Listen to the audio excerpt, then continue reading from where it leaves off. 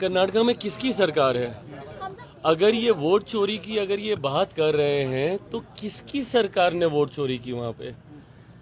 ये भूल गए हैं क्या कि कर्नाटक में इनकी अपनी सरकार है? अगर नेता प्रतिपक्ष के पास ही 2 वोटर आईडी कार्ड हैं, अगर उनके पास 2 वोटर आईडी कार्ड हैं तो इससे बड़ी चिंता का विषय और क्या होगा? ये कर्नाटक पहुंचेगा मामला, फिर ये बोलेंगे कि भैया यहाँ पे ये गलत हो रहा है, एसआईआर को वापस लो।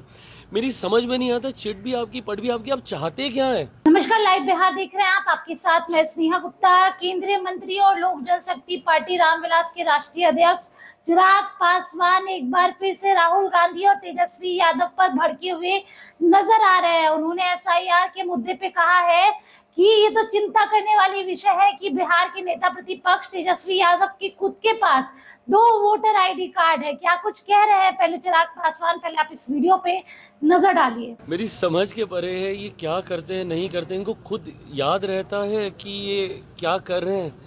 कर्नाटक में किसकी सरकार है? अगर ये वोट चोरी की अगर ये बात कर रहे हैं तो किसकी सरकार ने वोट चोरी की वहां पे? ये भूल गए हैं क्या कि कर्नाटक में इनकी अपनी सरकार है? और उसके बाद अगर ये आरोप लगा रहे हैं, इसका मतलब कि जो वहां की सरकार है फिर उसको तो बर्खास्त करके वहां पे राष्ट्रपति शासन लागू कर देना चाहिए, अगर इनका यही आरोप है। सेकेंडली, जब ये बोलते हैं कि भैया वोट चोरी हुई है, वोटर लिस्ट में धांधली की गई है, अब कैसे इसको ठीक किया जाएगा? पहले तो खुद जा जाके दरवाजे खटखटाते हैं, उसके बाद जब इनकी शिकायत सुनी जाती है, कार्रवाई की जाती है, तो उस पर ये शिकायत करते हैं। अब इन्होंने कर्नाटक का मामला उठा दिया और इन्होंने दस्तावेज भी सामने दिखा दिए कि भैया ये कारण है और ऐसे ऐसे धांधली हुई है। इन्होंने एक आदमी के नाम दिखा दिए जो 4 जगह वहां पे वोट डाल रहा है। इन्होंने कई आदमियों के नाम दिखा दिए जिनके फादर के ही नाम नहीं है, हाउस नंबर 0 लिखा हुआ, ये सब कल इन्होंने दिखाया। अब इसके ऊपर कार्रवाई क्या होगी? कार्रवाई यही होगी जो एसआईआर बिहार में चल रहा है। अब जब वहां पे एसआईआर लागू किया जाए, एक तो खुद आप जाके मांग रहे हैं कि भैया आप इंटेंसिव रिव्यू कराओ, रिवीजन करो, और उसके बाद जब वो रिवीजन हो रहा है वहां पे, उसके बाद आप शिकायत करेंगे। जैसे ही अब ये कर्नाटक पहुंचेगा मामला, फिर ये बोलेंगे कि भैया यहाँ पे ये गलत हो रहा है, एसआईआर को वापस लो। मेरी समझ में नहीं आता, चिट भी आपकी पट भी आपकी, आप चाहते क्या है? क्या करे कोई?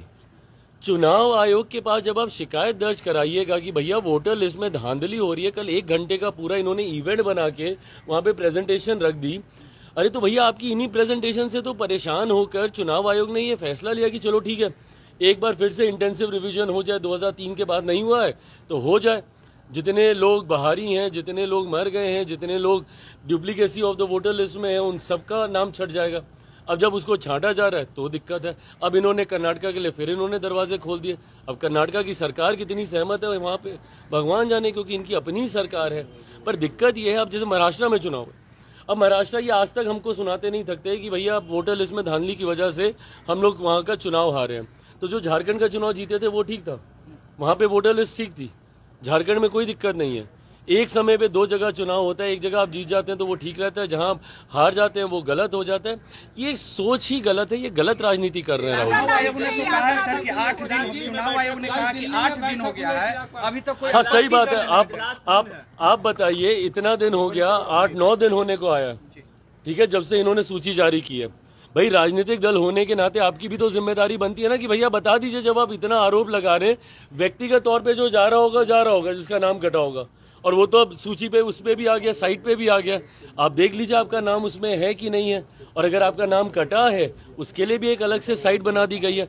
आपके पास पर्सनली हैंड डिलीवर हो रहा है वहां पे नोटिस, जिनके नाम कटे हैं। तो जिनके कटे हैं वो तो जाहिर है, बट एज अ राजनीतिक दल, क्योंकि राजद और कांग्रेस सबसे ज्यादा इसको लेके हल्ला मचा रही है, एक आपत्ति अभी जिस वक्त तक हम लोग बात कर रहे हैं, इन लोगों ने एक आपत्ति अभी तक इन्होंने दर्ज नहीं कराई है।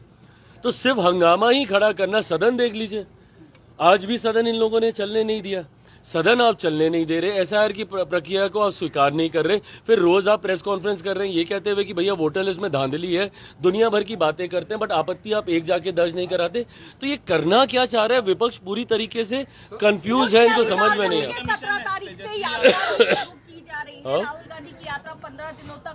नहीं। तो उस यात्रा में क्या करना चाह रहे हैं ये?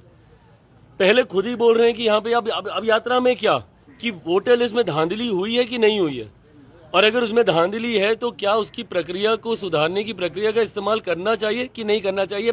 आज की तारीख में ना बिहारी भी समझ गए कि ये लोग सिर्फ नाटक कर रहे हैं, इन लोगों के पास कोई तथ्य है नहीं, तथ्य होते तो चुनाव आयोग में अभी ये लोग चले गए होते। क्यों नहीं प्रूफ लेके जाते हैं? मीडिया इवेंट बना के दुनिया भर की बातें मीडिया के सामने बोलते हैं।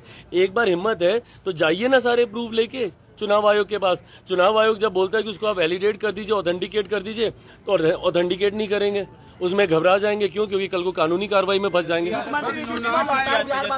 अब बताइए, अब ये सबसे बड़ा उदाहरण है। अगर नेता प्रतिपक्ष के पास ही 2 वोटर आईडी कार्ड हैं, अगर उनके पास 2 वोटर आईडी कार्ड हैं, तो इससे बड़ी चिंता का विषय और क्या होगा? तो सुना आपने क्या कुछ कहा हमने। इसके साथ ही उन्होंने कहा कि ये लोग सिर्फ भ्रामक बातें ही फैला सकते हैं, इसके अलावा कुछ नहीं। सबसे ज्यादा तो चिंता करने की ये विषय है कि आखिरकार तेजस्वी यादव के पास 2 वोटर आईडी कार्ड आए क्यों।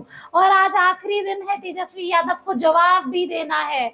जो उन्होंने 2 अगस्त को प्रेस कॉन्फ्रेंस करके बताया था कि उनका नाम काट दिया गया है और कई बड़े आरोप लगाए थे चुनाव आयोग पर और सत्ता पक्ष पर, उसका जवाब देने का आज आखिरी दिन है। अब चिराग पासवान तो जिस तरीके से तेजस्वी यादव को घेरते हुए नजर आए, उसके बाद देखना होगा तेजस्वी यादव का जवाब क्या कुछ होता है।